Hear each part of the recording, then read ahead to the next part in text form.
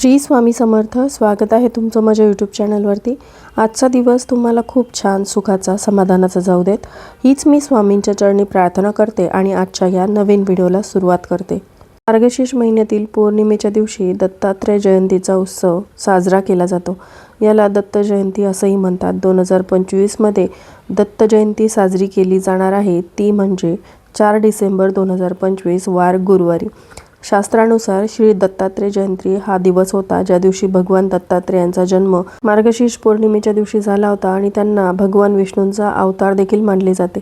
दत्तात्रय जयंती ही पौर्णिमेच्या दिवशी आयोजित केली जाते, जी हिंदू कॅलेंडरनुसार मार्गशीर्ष महिन्याची पौर्णिमा असते. आपल्या भारतीय संस्कृतीमध्ये प्रत्येक सण आणि प्रसंगाचे स्वतःचे असे वेगळे महत्त्व आहे. महाराष्ट्रात दत्तात्रेयांना समर्पित अनेक मंदिरं आहेत. ते महाराष्ट्रातील प्रमुख देवता आहेत. भगवान दत्तात्रेयांना 3 डोके आणि 6 हात आहेत.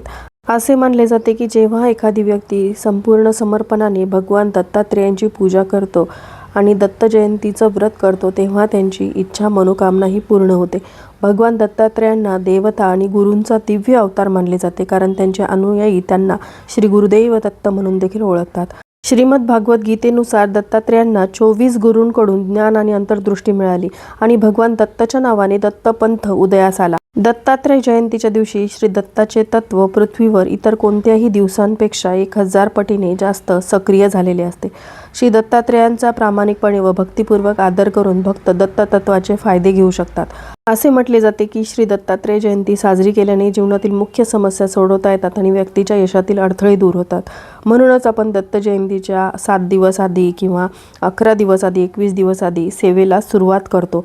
पण आता ज्यांना काही सेवा करणं नाही झालं काही कारणास्तव, किंवा सेवा करण्याची खूप इच्छा आहे पण वेळ मिळत नाही आहे, त्यांनी दत्त जयंतीपर्यंत, म्हणजे आजपासून जेव्हापासून तुम्ही माझा व्हिडिओ बघताय तेव्हापासून ते दत्त जयंतीपर्यंत गुरुचरित्रातील हा एक अध्याय तुम्हाला वाचायचा आहे. असं केल्याने आयुष्यातील अडीअडचणी, दुःख, दारिद्र्य संपूर्णपणे नष्ट होईल. नशिबात नाही ते देखील तुम्हाला दत्तात्रय महाराजांच्या, स्वामी महाराजांच्या कृपेने मिळेल आणि आयुष्याचं सोनं झाल्याशिवाय राहणार नाही. तर असा कोणता अध्याय आपल्याला दत्त जयंतीपर्यंत वाचायचा आहे, त्याचं महत्त्व काय आहे, याबद्दलची संपूर्ण माहिती जाणून घ्यायची असेल तर व्हिडिओ स्किप न करता शेवटपर्यंत बघा. चॅनलवरती पहिल्यांदा आला असाल तर सबस्क्राईब करा आणि असेच नवनवीन माहिती पूर्ण व्हिडिओ बघण्यासाठी बेल आयकॉनलाही क्लिक करा. त्यामुळे जेव्हाही मी नवीन व्हिडिओ अपलोड करेल तेव्हा त्याचं नोटिफिकेशन सर्वात आधी तुम्हाला मिळेल आणि तुम्ही एक पण व्हिडिओ मिस करणार नाही. या पृथ्वी तलावर जन्माला येणारा प्रत्येक व्यक्ती हा दुःख भोगतोच. या जगामध्ये दुःख नाही असा एकही व्यक्ती सापडणार नाही. साक्षात श्रीरामालाही वनवास भोगावा लागला, सीतेला पण अग्निपरीक्षा द्यावी लागली. भगवान श्रीकृष्ण यांना सुद्धा त्यांच्या आयुष्यामध्ये अनेक गोष्टींचा त्याग करावा लागला. त्याच्यापुढे तुम्ही आम्ही कोण? या धुक्यामागे सुंदर निसर्ग असतो ना, तसंच दुःखामागेही सुख असतं. ते दिसायला थोडा उशीर लागतो एवढंच, पण उशिरा मिळालेलं फळ नेहमी गोड असतं, हे लक्षात घ्या. देवावर श्रद्धा, विश्वास आणि प्रेम असेल ना, तर देव तुम्हाला एकटा कधीही टाकणार नाही. मार्गशीर्ष पौर्णिमेच्या दिवशी मृग नक्षत्रावरती प्रदोषकाळी श्री गुरुदेव दत्तांचा जन्म झाला, म्हणून त्या दिवशी दत्तांचा जन्मोत्सव सर्व दत्तभक्त साजरा करतात. या दिवशी दत्तांची मनोभावे नाम जपादी उपासना केल्यास दत्ततत्वाचा अधिकाधिक लाभ मिळण्यास सहाय्य होते. ब्रह्मा, विष्णू आणि महेश या त्रिदेवांचे स्थान जे आहे ते सर्वोच्च परी आहे.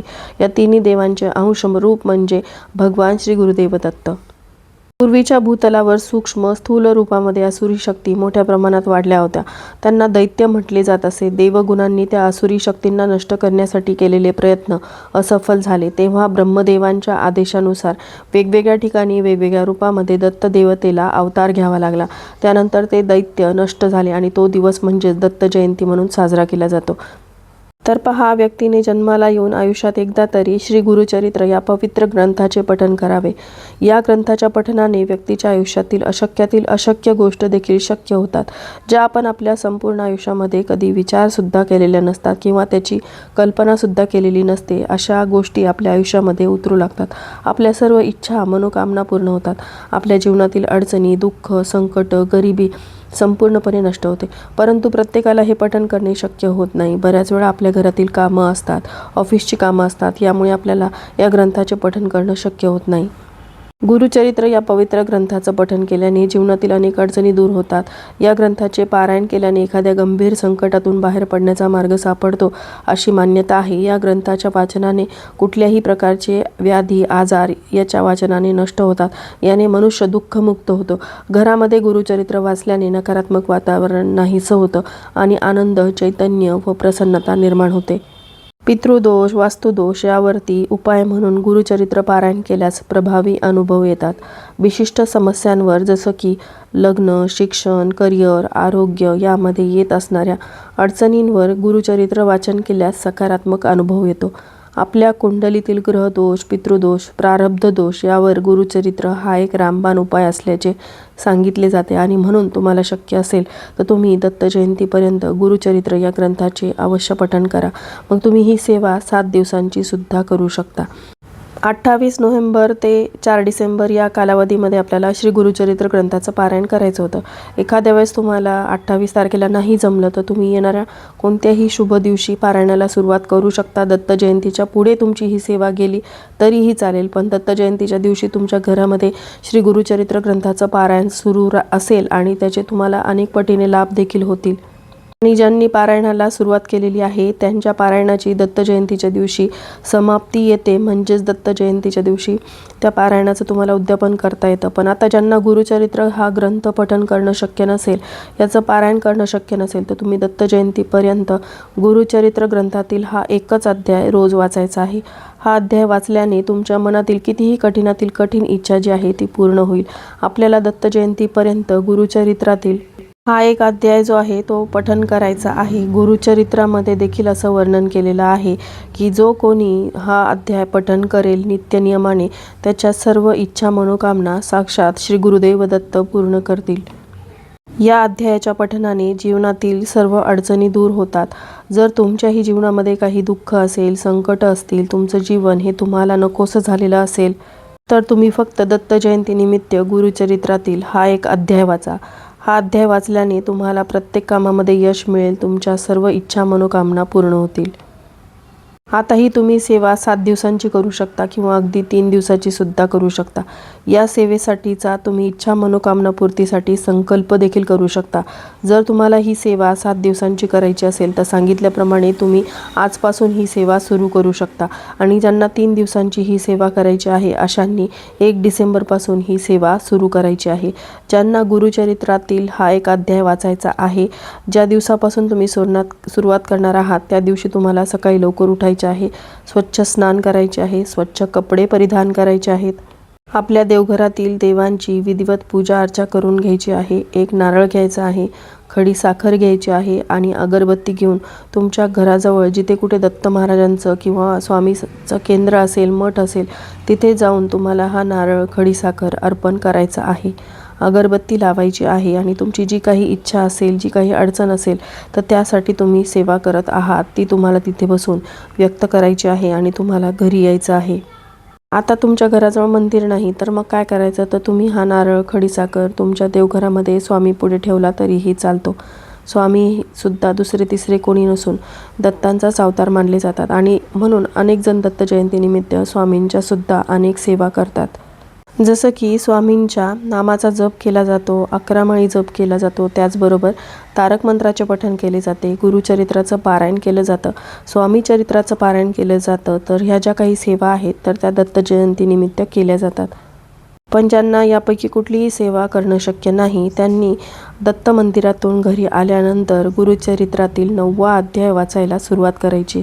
या सेवेसाठीचा तुम्हाला संकल्प करायचा आहे. ज्या दिवशी तुम्ही सेवा सुरू करणार आहात त्या दिवशी देवघरासमोर बसून तुम्ही या सेवेचा संकल्प करू शकता की मी या इच्छा मनोकामना पूर्तीसाठी 7 दिवस किंवा 3 दिवस श्री गुरुचरित्र ग्रंथातील 9वा अध्याय पठण करणार आहे. आणि संकल्प करत असताना नाव गोत्र वगैरे घ्यायचं असतं. संकल्प कसा करावा हा व्हिडिओ आपल्या चॅनलवरती आहे, तुम्ही तो बघू शकता. आणि त्यानंतर तुम्ही एका ठराविक वेळेमध्ये रोज सकाळी किंवा संध्याकाळी गुरुचरित्र ग्रंथातील हा एक अध्याय वाचायचा.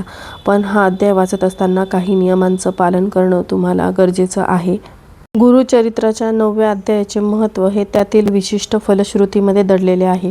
कारण कोणत्याही अध्यायाचे वाचन हे विशिष्ट इच्छापूर्ती करण्यासाठी आणि समस्यांवर मात करण्यासाठी फायदेशीर ठरू शकते. आर्थिक उन्नतीसाठी अध्याय तुम्ही 9वा वाचू शकता. त्याचबरोबर 10वा अध्याय, 38वा अध्याय, आरोग्यविषयक समस्यांसाठी 13वा अध्याय आणि 45वा अध्याय महत्त्वाचे मानले जातात. गुरुचरित्रातील प्रत्येक अध्यायाचे महत्त्व वेगळे आहे, त्यानुसार वाचनाचे फायदे देखील वेगवेगळे आहेत. आर्थिक उन्नतीसाठी अध्याय 9वा हा महत्त्वपूर्ण मानला जातो. तसंच याचं नियमित पठण केल्याने केवळ आर्थिक प्रगतीच नाही तर शारीरिक आणि मानसिक आरोग्य देखील सुधारते. तसेच जीवनामध्ये सकारात्मकता येते, समृद्धी येते असे मानले जाते. तर आता काही नियम आहेत, जर तुम्ही या अध्यायाचं पठण करणार असाल तर ते तुम्हाला पाळावे लागतील. तर सगळ्यात पहिला नियम असा आहे की जर तुम्ही हा अध्याय वाचणार असाल तर तुम्हाला कोणाच्याही घरचं अन्न जे आहे तर ते खायचं नाही किंवा बाहेर कुठेही हॉटेलमध्ये वगैरे अजिबात तुम्हाला खायचं नाही. म्हणजेच आपल्या घरचं अन्न सोडून बाहेर कुठेही तुम्हाला काहीही खायचं नाही. मनामध्ये एक सकारात्मकता आणि चांगले विचार ठेवून तुम्हाला या अध्यायाचं पठण करायचं आहे. पण आता काही विद्यार्थी असतात, नोकरीनिमित्त बाहेर काम करणारे लोक असतात, ज्यांना मेसवरचं जेवण हे घ्यावं लागतं किंवा त्यांनी कुठेतरी घरगुती डबा वगैरे लावलेला असतो. अशा वेळेस ते स्वखर्चाने तिथलं अन्न घेत असतात, त्यामुळे त्यामध्ये ह्या नियमाचं पालन करण्याची गरज नाही. पण जे स्वतःच्या घरात राहतात त्यांनी मात्र या नियमाचं पालन करावं. त्यापुढचा नियम म्हणजे तुम्हाला जेवढे दिवस तुम्ही या अध्यायाचं पठण करणार आहात तेवढे दिवस तुम्हाला मांसाहार जो आहे तो टाळायचा आहे. घरामध्ये एखादी व्यक्ती मांसाहार करत असेल आणि तुम्ही गुरुचरित्र ग्रंथातील या अध्यायाचं पठण करत असाल तर हे अत्यंत चुकीचं आहे. कारण गुरुचरित्र ग्रंथ हा अत्यंत पवित्र आहे आणि याच्या नियमाचे पालन केले तरच तुम्हाला केलेल्या सेवेचं फळ मिळतं. स्वामी चरित्र सारामृताचे एवढे फारसे कडक नियम नसतात, म्हणूनच बरेच जण स्वामी चरित्र सारामृताचे पारायण करतात आणि गुरुचरित्र ग्रंथाचं पावित्र्य आणि तेवढेच नियम कडक आहेत, म्हणून बरेच जण गुरुचरित्र ग्रंथाचं पारायणाच्या काळामध्ये हे नियम जे आहेत ते लक्षात घेऊनच पारायणाला सुरुवात करतात.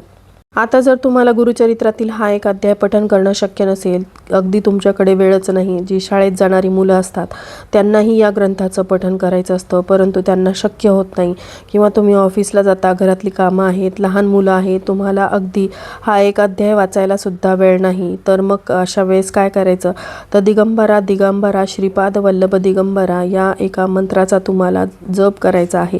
या मंत्राचा जप केल्याने आपल्याला गुरुचरित्र ग्रंथ वाचल्याचं पुण्य जे आहे तर ते प्राप्त होतं. म्हणून तुम्ही हा एक मंत्र सुद्धा म्हणू शकता. मंत्र जपाचं किंवा नाम जपाचं काय महत्त्व आहे हे वेगळं सांगायला नको. हा मंत्र मग तुम्ही ऑफिसमध्ये असाल तर तिथे बसून सुद्धा वेळ असेल तर मनातल्या मनात जप करू शकता, किंवा घरी आल्यानंतर देवघरासमोर बसून अगदी 5 मिनटं डोळे मिटून या मंत्राचा तुम्ही जप करू शकता. हा जप केल्याने संपूर्ण जीवन मंगलमय होते. जीवनातील बाधा, सर्व रोग नाहीसे होतात, गुरुकृपाचे शमन होते आणि या व्रताची पूर्तता होते. शारीरिक व्यंगे नष्ट होतात आणि ज्ञानाची प्राप्ती होते. दैवी कोप दूर होतो व विद्या प्राप्ती होते. पंचमहापादी सर्व पातके नाहीशी होतात. विवाह कार्य सुलभ होते. सर्व शुभकामना गुरुकृपेने पूर्ण होतात. नवस जर केलेला असेल तर तो फळाला येतो. चोरीचा आळ हा दूर होतो. वासदोष तसेच वेड नाहीसे होते. संकटे, दैन्य, दारिद्र्य याचे निवारण होते. सर्व प्रकारच्या पोटाच्या व्याधी नाहीशा होतात. संपत्तीचा लाभ होऊन दारिद्र्य नाहीसे होते. ज्ञान व गुरुकृपा याचा लाभ होतो. भाग्यवृत्ती होते. सद्गुरूंचा लाभ होतो. वाईट कर्माचे दोष हे दूर होतात. त्याचबरोबर पतीवर येणारे विघ्न टळतात. सद्गुरूंची प्राप्ती होऊन योग्य मार्ग सापडतो. श्रद्धेला चांगली फळे येतात आणि संपूर्ण ग्रंथ वाचण्याचे फळ आपल्याला मिळत असते. पण जर गुरुचरित्र ग्रंथाचं पारायण करणं शक्य नसेल, हा अध्याय देखील वाचणं म्हणजे 9वा अध्याय वाचणं तुम्हाला शक्य नसेल, तर तुम्ही श्री गुरुदेव दत्तांच्या या मंत्राचा जप करू शकता. जो व्यक्ती दत्त जयंतीनिमित्त या मंत्राचा सतत जप करतो त्या व्यक्तीच्या जीवनामध्ये संकट, अडचणी नावालाही उरत नाहीत. तसेच मनातील प्रत्येक इच्छा, मनोकामना ही पूर्ण होते. दत्त नामजप करण्याचे काय फायदे आहेत तर दत्तांच्या नामजपामुळे शक्ती मिळते. अशात दररोज किमान 15 ते 20 मिनिटं एकाग्रचित्ताने दत्तांचा नामजप केल्यास वाईट शक्तीचा त्रास नाहीसा होतो असे म्हटले जाते. नामजप केल्याने पूर्वजांना गती मिळते आणि घरातील वातावरण जे आहे ते आनंदी राहण्यास मदत होते. नामजप केल्याने लिंगदेहाचे जडत्व अल्प होतात आणि त्याला पुढे जाण्यास ऊर्जात्मक बळ मिळते. त्याचबरोबर नामजप केल्याने देहाभोवती संरक्षण कवच निर्माण होते आणि त्याचे वाईट शक्तीच्या आक्रमणांपासून रक्षण होते.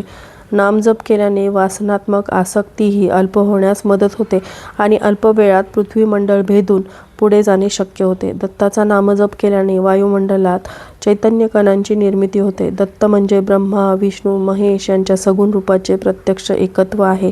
औदुंबर तळी वस्ती जवळ धेनू व श्वान हे दत्तावताराचे प्रमुख वैशिष्ट्य आहे.